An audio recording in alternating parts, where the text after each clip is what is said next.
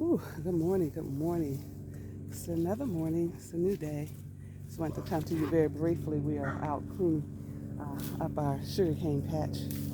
As you can see, it's growing, growing. And we're right at about that time for to harvest now. It doesn't look like too much is going on, but certainly I'm going to go ahead and cut, and I'm going to taste some of it.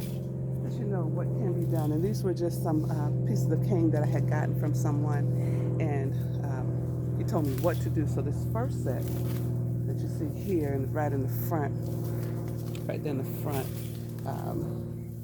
they don't look too large, but the ones behind them, which I planted later, are much larger. So let's come in a little bit.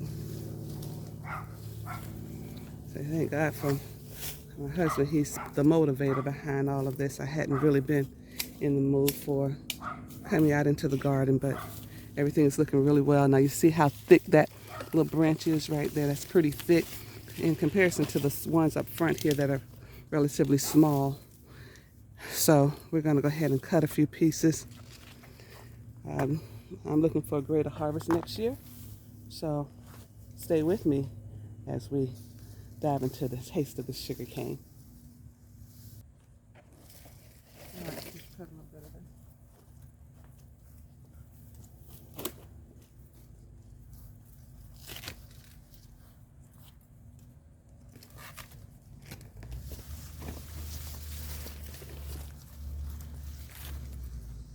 Wow. All right, so I cut that. As you can see, it looks like it's dried out. So, okay, we'll cut a couple more pieces and see.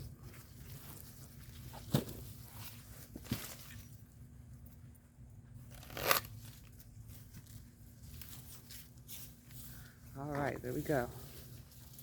Looks good. Not dried out, so we're going to cut into that. I'll let you know how sweet it is in just a few minutes, and cut a few more pieces.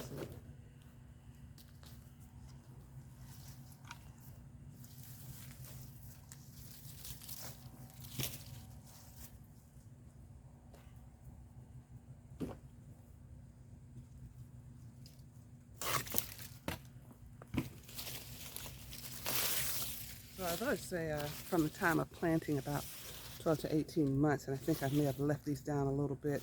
Some varieties aren't as thick as the others, so but I'll let you know how they taste. So stay right there with me. I think that's about all I'm going to cut for right now. Now the pieces that I'm leaving down in there, they're going to root and keep producing. That's the great thing about this particular crop, and it's good to have in your garden. It's the sugarcane. You see back there, got the papaya.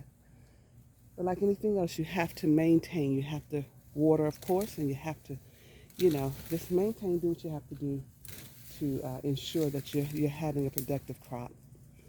So that's all for now. I'll be cutting into it very shortly.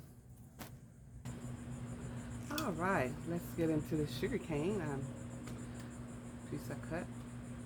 Smells pretty sweet. Some from the old school. I like to cut it up and chew on it. Chew all the juice out of it. Just drop it on the ground. That's how we used to do it as a kid. One thing I loved about summer was the sugar cane. Of course, watermelon. And not needless to say, and to say, coconuts. Now this came off our tree as well. I opened up a few of them the other day. But I want to bring you an update on the sugar cane. All right, so that's how it looks. Now let's see how it tastes. So I usually split it. And when you're outside, you just kind of eat it raw. You eat it raw, dirt and all. All right, so here's the taste test. Straight from the garden, from a cutting about 15 months ago. So, not bad. It's sweet. Mm. Mm. Oh yeah. I love it. So I just want you to know, guys, sometimes when you're in life and you're faced with challenges, and it doesn't seem like there's any progress. It doesn't seem like anything is happening. You know, you have some things that you've sown into your life, be it whatever. You know, you learned a new trade, you put in work, you put in the time, but you don't see any fruits of your labor. But if you be patient, if you wait for it, if you wait for it, you will produce a harvest. So stay consistent. Keep sowing seeds. Keep watering. Keep encouraging yourself. Okay? Because you too will produce a harvest. So, sugarcane time. Until next time. Oh. And I count that as a blooper. Until next time, thank you for tuning in to the gardening side of Choices Now TV.